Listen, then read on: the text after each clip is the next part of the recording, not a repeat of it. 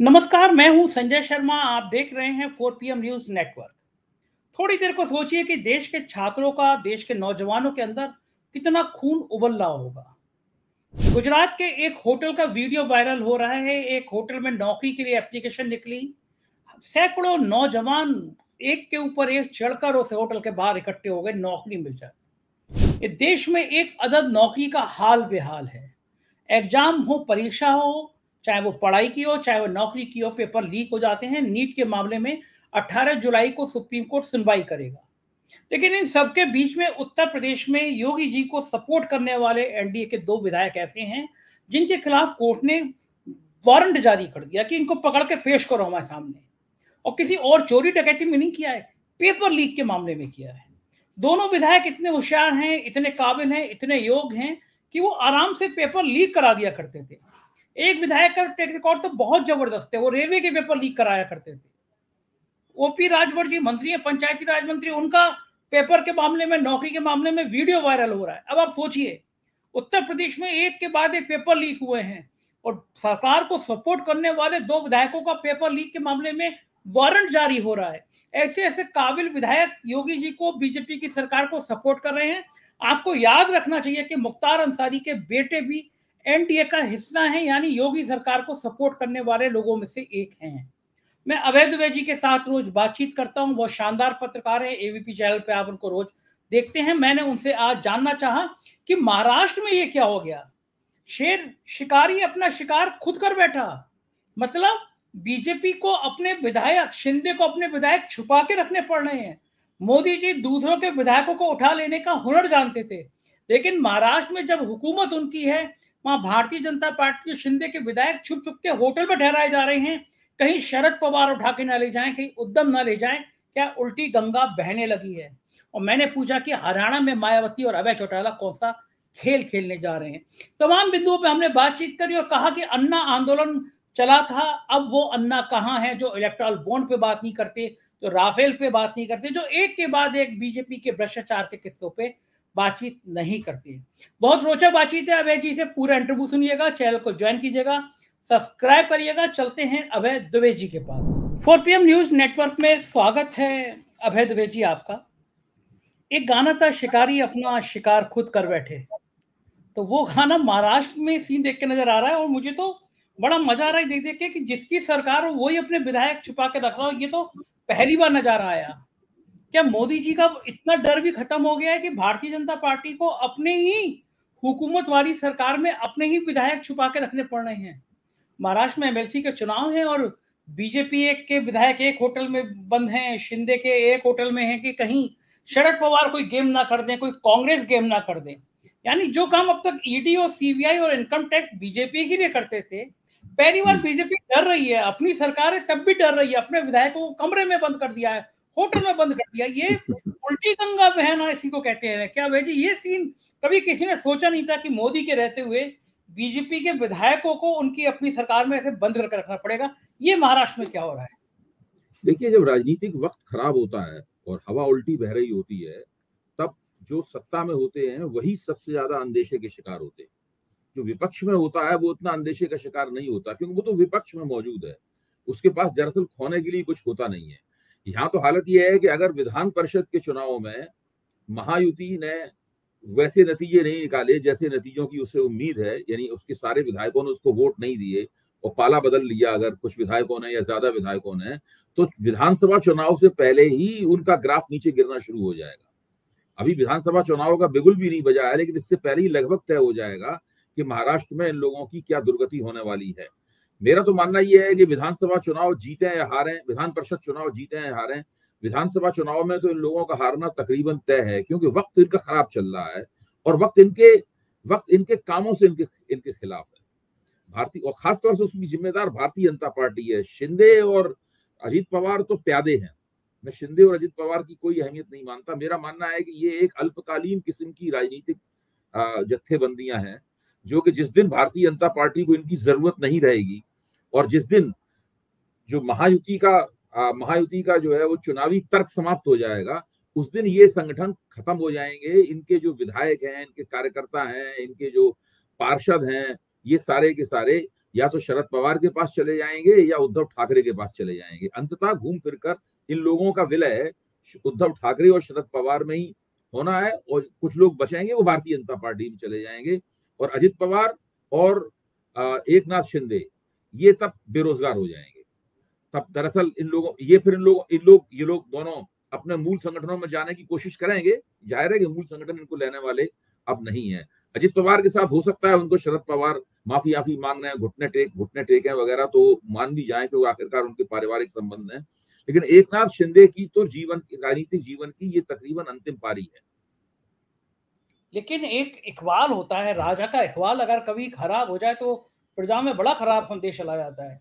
तो राजा का इकबाल लोकतंत्र में संजय जी, लोकतंत्र में तो इस प्रकार के परिवर्तन होना, हवा में परिवर्तन होना, वक्त में परिवर्तन होना, ये पल भर की बात होती है। देखिए मोदी जी 10 साल तक टिक गए, इसमें कोई शक की बात नहीं है। ये तो इतिहास का एक हिस्सा है कि मोदी 10 साल तक टिक गए।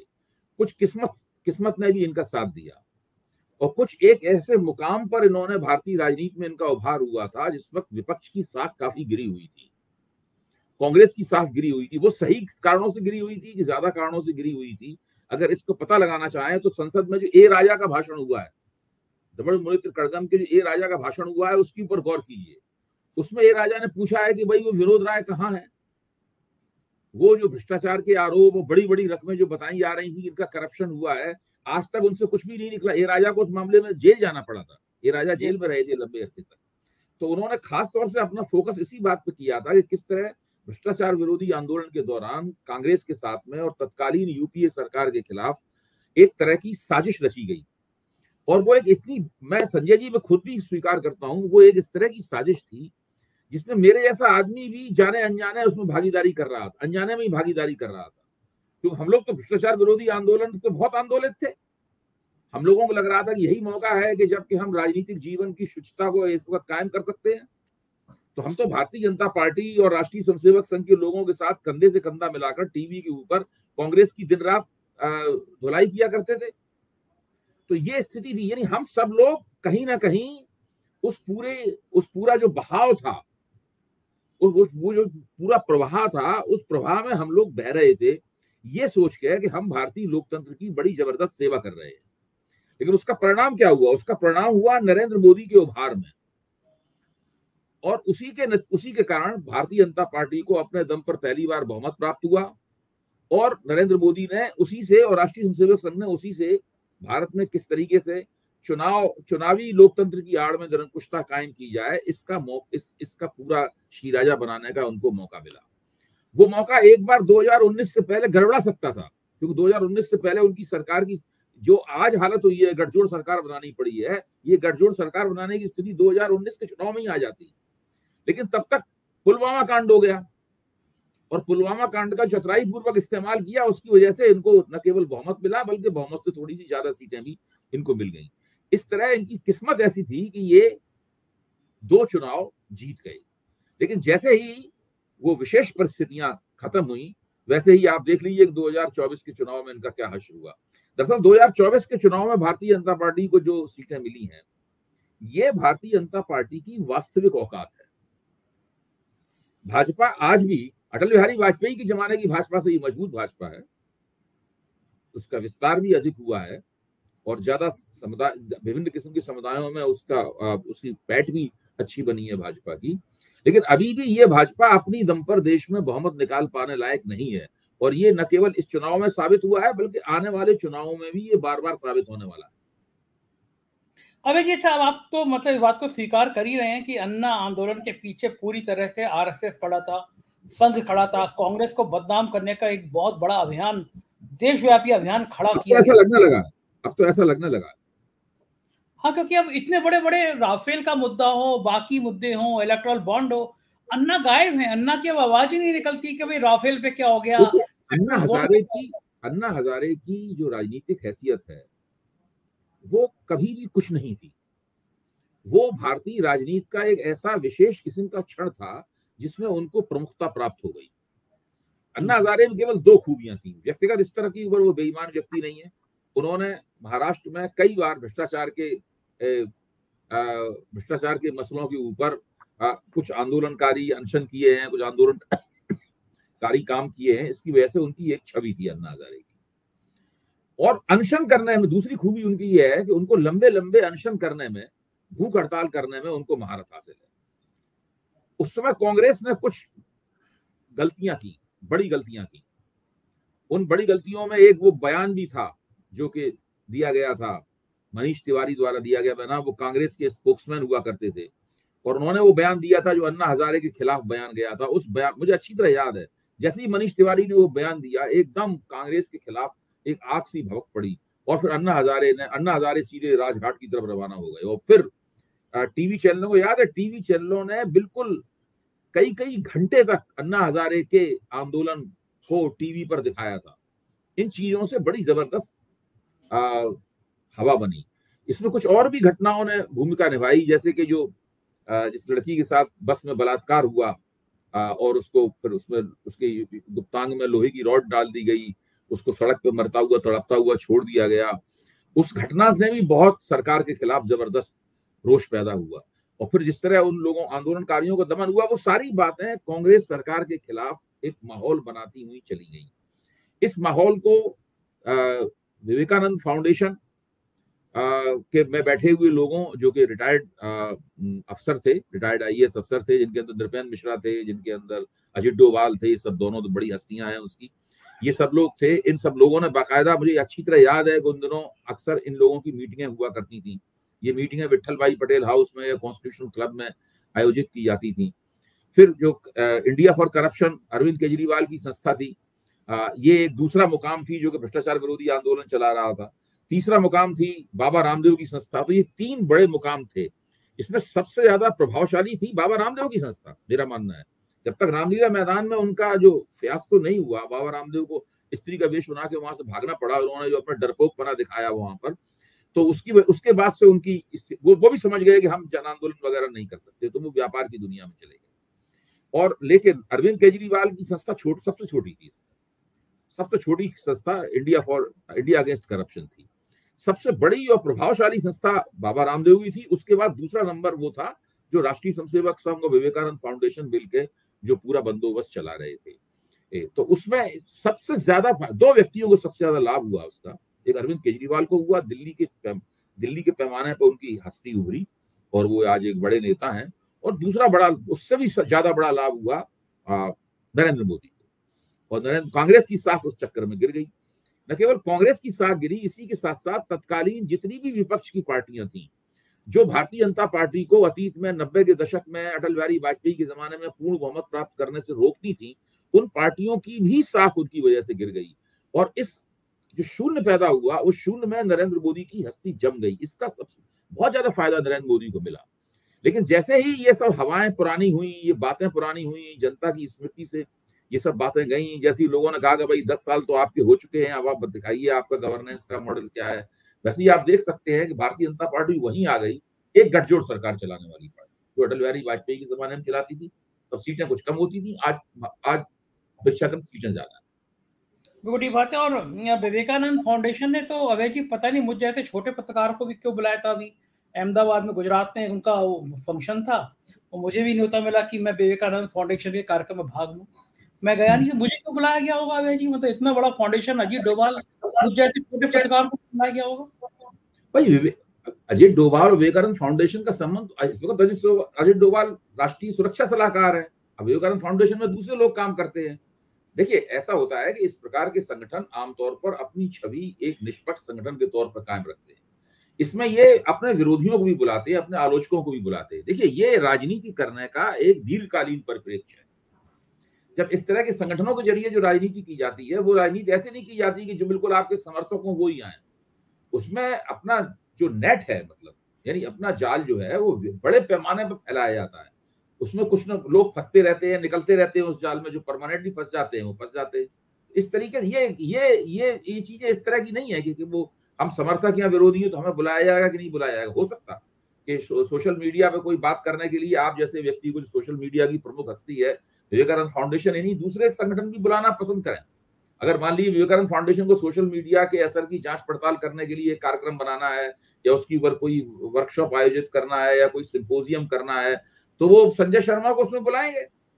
इसीलिए बुलाया गया होगा, मैं जाल में फंसा नहीं। हालांकि एनडीटीवी ने भी मुझे बुला के 1 घंटे का कार्यक्रम किया। जाल में फंसने वाली बात नहीं है। मैं तो समझता हूँ जब इस तरह के संगठन बुलाएं तो जाना चाहिए। अच्छा, मैं मैं गया इसमें नहीं। कोई बुरी बात नहीं मानता। इसमें जाना चाहिए, उनकी कार्रवाइयों में भाग लेना चाहिए और वहां पे हम जो उचित समझते हैं वो सब कहना चाहिए उनके सामने। नहीं, बात तो इससे उनको भी थोड़ी उलझन होती है, थोड़ी दिक्कत होती है उनको। हाँ, सही बात है, अपनी बात कहोगे तो होती है। हाँ, मैं तो उस समय मैं भी तो हैरान, हमेशा जाता हूँ और बात कहता हूँ। नहीं बिल्कुल ठीक बात है। मुझे तो उस समय भी हैरानी हुई, एनडीटीवी ने मुझे बुला के मेरे 1 घंटे का कार्यक्रम रखा कि ये जानने के लिए कि 4 पीएम इतना ऊंचाई पर लगातार पिछले 5-6 महीनों से देश में नंबर 1 क्यों है। तो एनडीटीवी ने बुलाया, मैंने कुछ बातें बहुत तीखी बोली, मुझे लगा काट देंगे, लेकिन एनडीटीवी का शुक्रिया, उन्होंने कुछ काटा नहीं। उन्होंने मुझसे पूछा आप इतने ऊपर क्यों हैं। मैं कहा थैंक्स टू योगी जी, अवनीश अवस्थी, उनके तमाम उनके अफसर, एसटीएफ के अमिताभ यश, अगर मुझ पर इतनी कार्रवाई नहीं करते, ये हमले और जांचें और इनकम टैक्स ईडीएस हम ना करते तो यहाँ तक आता नहीं। लेकिन एनडीटीवी ने काटा नहीं, वो चला दिया। खैर ये बात देखिए सही है। संजय जी, आप इस बात को भूल जाते हैं कि संजय शर्मा एनडीटीवी पे जो बोले उससे एनडीटीवी को अपनी उस इमेज से छुटकारा पाने का अंशतः मौका मिला जो कि अदानी के खरीदे जाने के बाद और रवीश के एनडीटीवी छोड़े जाने के बाद बनी थी। भाई ये तो सरकार समर्थक चैनल बन गया है। ये पहले सरकार विरोधी चैनल था, आलोचक था, अब ये सपोर्टर चैनल बन गया। तो अब एनडीटीवी चाहता है कि उसकी छवि जी टीवी जैसी ना बने। एनडीटीवी चाहता है उसकी छवि रजत शर्मा वाले चैनल जैसी ना बने। एनडीटीवी अपनी बेहतर छवि बनाना चाहता है, उसके लिए उसे संजय शर्मा की भी जरूरत पड़ती है, अभय कुमार दुबे की जरूरत भी पड़ती है, ऐसे लोगों की जरूरत पड़ती है। तो हम लोग जब जाते हैं तो अपनी बात भी कहते हैं और उनका अपना जो मकसद होता है वो भी उससे पूरा होता है। बिल्कुल ठीक कह रहे हैं, एंगल तो सही होता है। चलिए महाराष्ट्र पे दोबारा लौटता हूँ कि ममता बनर्जी उद्धव और शिवसेना के बाकी जो उद्धव के टीम के लोग हैं उनसे और शरद पवार से मिलने जा रही हैं। ये कौन सा राजनीति का एंगल है कि ममता जा रही है, वहां उद्धव से मिलेंगी, वहां शरद पवार से मिलेंगी। महाराष्ट्र में ममता जी का क्या काम? नहीं, ममता जी का ये महाराष्ट्र की राजनीति के तहत नहीं हो रहा है। ये विपक्षी गठजोड़ की राजनीति के तहत हो रहा है। देखिए इंडिया गठबंधन जो है, इंडिया गठबंधन के ये सब बहुत ही शक्तिशाली क्षेत्रीय नेता हैं। उद्धव ठाकरे बहुत शक्तिशाली क्षेत्रीय नेता हैं। शरद पवार का तो कहना ही क्या, वो तो हैं ही, उनके पहले से हैं। और ममता बनर्जी ने जो पहले लोकसभा चुनाव दबदबे के साथ जीता, फिर लोकसभा चुनाव में, पहले विधानसभा चुनाव दबदबे के साथ जीता, फिर लोकसभा चुनाव में भारतीय जनता पार्टी को पटकनी दी। तो इस वक्त ममता बनर्जी की छवि जो है बहुत ऊंची है। और जो महुआ मोइत्रा का जो लेक्चर था लोकसभा में, वो आप देखिए। महुआ मोइत्रा ने क्या कहा था? महुआ मोइत्रा ने कहा था कि हमारे पास एक सॉलिड ब्लॉक है, अखिलेश यादव के पास एक सॉलिड ब्लॉक है और डीएमके के पास एक सॉलिड ब्लॉक है, जो महाराष्ट्र के साथी हैं उनके पास एक सॉलिड ब्लॉक है, कांग्रेस के पास एक सॉलिड ब्लॉक है। आप ये, उन्होंने भाजपा को चुनौती देते हुए कहा था कि ये कोई छोटा मोटा विपक्ष नहीं है, ये कोई ऐसा बिखरा हुआ विपक्ष नहीं है, हम सब लोग एक हैं। तो जब बंगाल की राजनीति होगी उसमें ममता बनर्जी किसी से समझौता नहीं करेंगी, मुझे अभी भी यकीन है। वो सीन, उनका कहना है कि हम अकेले ही जीत सकते हैं चुनाव। जो भी नेता अकेले चुनाव जीत सकता है वो किसी से समझौता क्यों करेगा? लेकिन लोकसभा की राजनीति में ये सब लोग एकजुट हैं। इस बात को टीएमसी पहले भी बार बार कहती रही है और अभी भी कहती रही है। जब उन्होंने कांग्रेस समझौता करने से इनकार कर दिया था, तब भी उन्होंने कहा था कि हम यहाँ पर समझौता करके नहीं लड़ रहे हैं, लेकिन हम इंडिया गठबंधन के हिस्से हैं। ऐसा उन्होंने बार बार कहा था, उनके प्रवक्ताओं ने बार बार कहा था, और वही सब हुआ भी। देखिए, जहां जहां इन लोगों ने एकता नहीं की, अकेले चुनाव लड़े, वहां कहीं कामयाबी मिली, कहीं कामयाबी नहीं मिली। तो ये तो चुनाव में होता ही है हमेशा, ये तो एक रणनीतिक फैसला होता है। मेरा मानना है कि जब वो महाराष्ट्र के नेताओं, इंडिया गठबंधन के नेताओं से मिल रहे हैं, तो वो कहीं ना कहीं इंडिया गठबंधन को कैसे मजबूत किया जाए, उसी के लिए पेशबंदी होगी। और राहुल गांधी ने अपना पहला भाषण जब दे रहे थे वो विपक्ष के नेता के तौर पर, तो उन्होंने इस बात को विशेष रूप से रेखांकित किया, जो कि महुआ मोइत्रा के लेक्चर की ही कड़ी में था।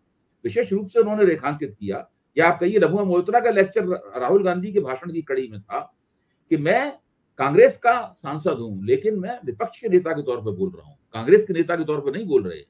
अगर दिक्कत अरविंद केजरीवाल को होगी तो वो मेरी दिक्कत है, अगर हेमंत सोरेन को दिक्कत होगी तो वो मेरी दिक्कत है। तो ये भाजपा का हमेशा सपना देखती रहती है विपक्ष की एकता बिखर जाए। अभी भी उनके प्रवक्ता लगातार यही कहते रहते हैं कि विपक्ष की एकता बहुत कमजोर है, विपक्ष की एकता बहुत, पूरे चुनाव के दौरान भी ये कहते रहे, यही कहा था। जितना भी विपक्ष एक है, जो भी एक है, उसने तो आपको बहुमत से नीचे गिरा दिया। भाई देखो, 63 सीटें कम होना कोई मामूली बात नहीं होती है।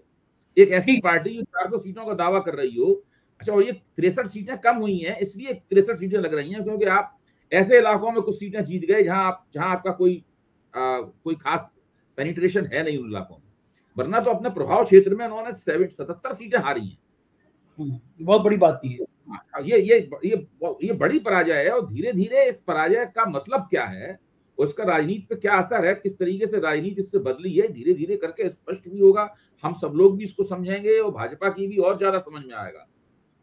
बिल्कुल ठीक बात है। और महाराष्ट्र के बाद हरियाणा में भी राजनीति बहुत गर्म है। मायावती ने अभय चौटाला के साथ समझौता किया, और मजेदार बात यह है कि समझौते के टेबल पे आकाश आनंद गए। वो आकाश आनंद वो मायावती के भतीजे, जिनको मायावती ने सीतापुर की, उत्तर प्रदेश में जब लोकसभा के चुनाव चल रहे थे, सीतापुर में निकाल दिया था पार्टी थी, क्योंकि बीजेपी के खिलाफ बहुत तीखा बोल दिए थे। वो आकाश आनंद ने आज अभय चौटाला के साथ ऐलान किया कि भाई हम मायावती जो बसपा है किस पर लड़ेगी, ये 353 पे लड़ेंगे, और सरकार आएगी तो अभय चौटाला मुख्यमंत्री बनेंगे। उधर कांग्रेस ने भी हरियाणा में पोल खोल अभियान शुरू कर दिया है। सवाल पूछे जा रहे हैं कि हरियाणा की सरकार जो चली बीजेपी की, उससे सवाल कर रहे हैं। संविधान वहां भी फिर अफेक्टेड तरीके से उठाने की तैयारी है। तो हरियाणा की जो राजनीति चल रही है, मायावती का ये स्टेप और कांग्रेस का, देखिए, हरियाणा के मतदाता मंडल के अंदर 21, मेरी जहां तक जानकारी है, 21% दलित मतदाता। जब लोकसभा चुनाव हो रहा था तब भी हम लोग इस बात पे विचार करते थे, हम लोगों ने 4 PM पे भी विचार किया था कि वो 21% दलित मतदाता किधर जाएंगे। भाई, दलित मतदाता केवल उन सीटों पे ही नहीं होते जो कि रिजर्व सीटें हैं, दलित मतदाता तो अनरिजर्व सीटों के ऊपर भी होते हैं, वो हर जगह होते हैं। हरियाणा में दलित मतदाता काफी, तो ऐसे में, और वो दलित मतदाता भारतीय जनता पार्टी अच्छी तरह जानती है कि वो भाजपा के साथ नहीं जाने वाले। इस वक्त सारे देश में दलित मतदाताओं का रुझान कांग्रेस के साथ जुड़ने का है। ऐसे में भारतीय जनता पार्टी के लिए जरूरी है कि ये दलित मतदाता किसी तरीके से कांग्रेस से छीने जाए, पूरे ना छीने जा सके तो आंशिक रूप से छीन लिए जाए। फिर सारे के सारे भूपेंद्र सिंह हुड्डा के नेतृत्व में सारे के सारे जाट मतदाताओं का रुझान कांग्रेस के साथ जुड़ने का है। तो भाजपा को ऐसे लोग भी चाहिए जो कि जाट मतदाता कांग्रेस से छीन पाए। अगर जाट सारे कांग्रेस को मिल गए, अगर दलित भी उसके अंदर जुड़ गए, तो फिर क्या हाल होगा वहां भारतीय जनता पार्टी का, इसका आप अंदाजा लगा सकते हैं। मुसलमान पहले ही से उनके साथ जाने वाले हैं। तो ऐसी स्थिति में अभय चौटाला का और आकाश आनंद का जो गठजोड़ है, इस गठजोड़ का अगर किसी को भी लाभ होगा तो केवल भारतीय जनता पार्टी को ही लाभ होगा। अब वो कितना लाभ हो पाएगा, दलित लोग कितने उनके मायावती के साथ, क्योंकि मायावती की दलितों के बीच में छवि, उत्तर प्रदेश के दलितों में जब छवि अच्छी नहीं है तो फिर वहां छवि कैसे अच्छी होगी हरियाणा के दलितों में। तो मायावती कितने दलितों के वोट अपनी ओर खींच पाएंगे। चौटाला परिवार की जो पार्टियां हैं, दुष्यंत चौटाला की पार्टी, अभय चौटाला की पार्टी, ये सब पार्टियां कितने जाट वोट अपनी ओर खींच पाएंगी, ये एक बहुत बड़ा सवाल है। कितने जाट अपना वोट बर्बाद करने को तैयार हैं, कितने दलित अपना वोट बर्बाद करने को तैयार है। इस तरह पूछिए इस सवाल को, भाई कितने जाट अपना वोट बर्बाद करने को तैयार है, कितने दलित अपना वोट बर्बाद करने को तैयार है। मेरा मानना है कि इनकी संख्या बहुत ही कम होने वाली है। तो यानी हरियाणा में भी चुनाव बड़ा रोचक होगा। विधानसभा का बीजेपी को बिल्कुल लोहे के चने चबाने पड़ेंगे। लोहे के चने, भारतीय जनता पार्टी चुनावी पराजय के अंदेशों को देख रही है। भारतीय जनता पार्टी चुनावी पराजय के अंदेशों को देख रही है। उसकी सारी पेशबंदी इस तरह की है कि किसी तरीके से वो इस चुनावी पराजय को रोक सके। हरियाणा में भारतीय जनता पार्टी अगर सरकार नहीं बना पाती है अपनी, तो उसकी बहुत बेइज्जती होगी। नायब सिंह सैनी को उन्होंने मुख्यमंत्री बनाया है, तो नायब सिंह सैनी वैसे तो केवल सैनी बिरादरी को ही सीधे सीधे प्रभावित कर पाते हैं, लेकिन उनको मुख्यमंत्री बनाने से जो हरियाणा का ओबीसी समुदाय है, जो काफी बड़ा है हरियाणा का ओबीसी समुदाय हर जगह बहुत बड़ा होता है, ओबीसी समुदाय है, उसके वोटों की गोलबंदी करने के लिए भाजपा को एक दलील मिल गई है कि हमने भाई एक ओबीसी को जो है ना, जो मनोहर लाल खट्टर ओबीसी नहीं थे, वो पंजाबी बिरादरी की नुमाइंदगी करते थे जो बहुत बड़े पैमाने पर हरियाणा में है। तो वो मनोहर लाल खट्टर के जरिए पंजाबी समुदाय, पंजाबी हिंदू समुदाय और नायब सिंह सैनी के जरिए ओबीसी समुदाय, इन दोनों समुदायों के वोट भाजपा प्राप्त करना चाहती है, और मायावती के जरिए वोट दलितों के काटना चाहती है। अभय चौटाला या दुष्यंत चौटाला जैसे लोगों के जरिए जाटों के वोट काटना चाहती है। ये है पूरी भारतीय जनता पार्टी की रणनीति। ये बात है। प्रियंका गांधी आज उन्होंने कस के मोदी जी पे हमला बोला है, कहा है कि प्रधानमंत्री मणिपुर क्यों नहीं जाते। मणिपुर बड़ा सेंसिटिव मुद्दा है। अभय जी क्यों नहीं जाते प्रधानमंत्री मणिपुर? एक बार देखा है कि क्या समस्या क्या है उनको? देखिए, एक तो कभी कभी किसी चीज की जिद भी बन जाती है, विपक्ष इतना कह रहा है तो हम जाएंगे ही नहीं, जिद भी बन जाती है। दूसरे, इन लोगों को यह भी लगता है कि प्रधानमंत्री के मणिपुर जाने के बावजूद भी वहां की स्थिति में कोई फर्क तो पड़ेगा नहीं। अगर ये बिल्कुल ही शुरू में हुआ थे, हाँ बिल्कुल शुरू में हुआ थे तो बात दूसरी थी। जब इस बात पे हंगामा नहीं हुआ था तब तो किसी बहुत बड़े तोफैल में थे, तो अपने आप को भगवान प्रोजेक्ट करने की योजनाओं में लगे हुए थे कि कैसे अपने आप को ईश्वर बताया जाए। तो तब तो ये ख्याल था कि अगले चुनाव में तक तो हम बिल्कुल एकदम भगवान के रूप में अवतरित हो जाएंगे। अब हो गई है गड़बड़। अब स्थिति इतनी बिगड़ गई है कि इनके वहां जाने के बावजूद भी हालात पे कोई असर नहीं पड़ेगा, इसलिए वहां पे नहीं जाते। तो ये जिसे कहते नहीं, आदमी अपने ही बनाए हुए फंदे में फंस जाता है। और जितने दिन वहां पर नहीं जा रहे हैं उतनी बदनामी हो रही है, उतना ही विपक्ष इनके ऊपर हमला कर रहा है। तो ये तो खुद जो सब भाजपा जो कुछ जो फसल आप बोएंगे वही तो काटेंगे। ये नहीं हो सकता कि फसल बोएं कुछ और काटें कुछ। बिल्कुल सही है, वही हो रहा है। और आज बड़ा दुख लगा, स्मृति ईरानी ने अपना सरकारी बंगला खाली कर दिया और कांग्रेस मजे ले रही है उनसे। कांग्रेस मजे ले रही है। ऐसे कमेंट आ रहे हैं कि सोच नहीं सकते आप आवे जी, मतलब ट्रोल करा जा रहा है स्मृति ईरानी को। क्या स्मृति ईरानी का फ्यूचर क्या होगा? मुझे लगता है कभी अगर अभी भी वो प्रधानमंत्री नरेंद्र मोदी की गुड बुक्स में है, अगर अभी प्रधानमंत्री नरेंद्र मोदी उनके अंदर राजनीतिक संभावनाएं देखते हैं, तो हो सकता है कहीं उन्हें उपचुनाव वगैरह लड़ाया जाए। दूसरा ये हो सकता है उसमें राज्यसभा में लाया जाए उनको। भाई उनका दो ही तरीके से उनका पुनर्वास हो सकता है। या तो उन्हें लोकसभा का उपचुनाव लड़ा कर जिताया जाए, उसमें खतरा है दोबारा फिर हार जाने का। और दूसरा हो सकता है कि राज्यसभा में उनको लाया जाए। तो अब क्योंकि स्मृति ईरानी में जो भी उनकी राजनीतिक समस्याएं हों, जो भी उनकी खामियां हों, लेकिन उनमें एक खूबी है स्मृति ईरानी, मैं भी इसको मानता हूं, वो बहुत अच्छी वक्ता है। हाँ। हिंदी और अंग्रेजी में स्मृति ईरानी बहुत अच्छी वक्ता है। उनका अपना तरीका है राजनीति करने का, उसकी तरीके से वो लोगों को थोड़ा नाराज कर लेती हैं। भारतीय जनता पार्टी के पास इतना अच्छा राजनीतिक वक्ता इस वक्त कोई नहीं है। जो कंगना रनौत सुनी गई है उनसे तो आप उम्मीद नहीं कर सकते, उनके अंदर तो कोई राजनीतिक प्रतिभा आज तक नजर नहीं आई। तो लेकिन स्मृति ईरानी जैसे एक महिला नेता की आवश्यकता भारतीय जनता पार्टी को है। तो मैं ये मानता हूं कि निकट भविष्य में या थोड़े दिनों बाद में किसी न किसी तरीके से इनका राजनीतिक पुनर्वास होगा। ओके। और कुछ वीडियो आज वायरल हो रहे हैं। गुजरात में एक होटल में नौकरी के लिए आवेदन निकला, वो वीडियो सुबह से वायरल है। सैकड़ों बेरोजगारों की फौज उस पे टूट पड़ी। तो ये कहा जा रहा है कि ये है गुजरात का विकास का मॉडल। दूसरा, नीट के मामले में सुप्रीम कोर्ट ने कह दिया 18 जुलाई को होगी। छात्रों में, नौजवानों में बड़ा गुस्सा है, नौकरी को लेके, एजुकेशन को लेके, टेस्ट को लेके, एग्जाम को लेके।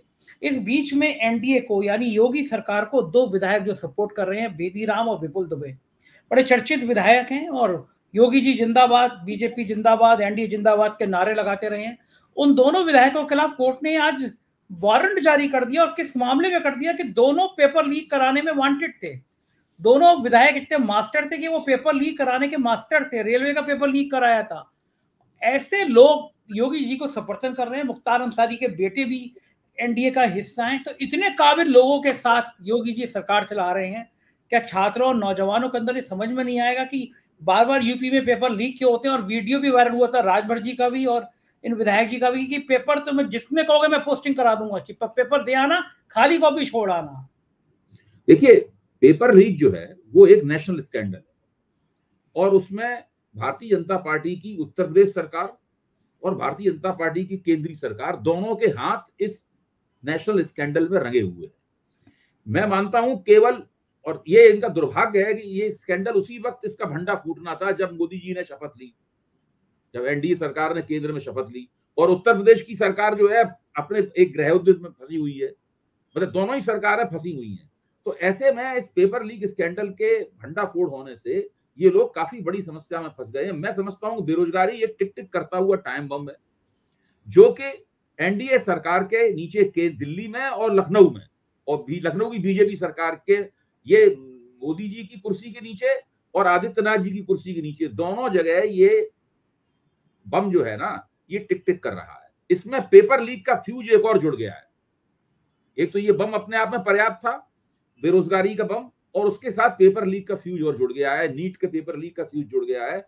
ये बम ये बम ऐसा है, ये अभी नहीं फटेगा, ये जब अगला लोकसभा चुनाव होगा तब फटेगा, और 2000 और अगला यूपी विधानसभा चुनाव होगा तब ये बम फटेगा। मैं हमेशा कहता हूं कि एक घटना का राजनीतिक असर कब होगा है, ये कह नहीं सकते आप। बिल्कुल ठीक बात है, कभी भी देर में भी होता है काफी। और हरियाणा में अब दिख भी रहा है, अग्निवीर का होना चुनाव में दिख ही जाएगा, उसके परिणाम सामने आ जाएंगे। बहुत बहुत शुक्रिया अभय जी, आपने इतना समय दिया और हमसे बातचीत करी, आभार। तो ये अभय द्विवेदी जी, कितने बेबाक तरीके से इन्होंने अन्ना आंदोलन के विस्तार की बातचीत समझाई। मुझको यकीन है चर्चा आपको पसंद आई होगी, अपनी राय से अवगत कराइएगा, चैनल को ज्वाइन कीजिएगा, सब्सक्राइब करिएगा। शुक्रिया, थैंक यू।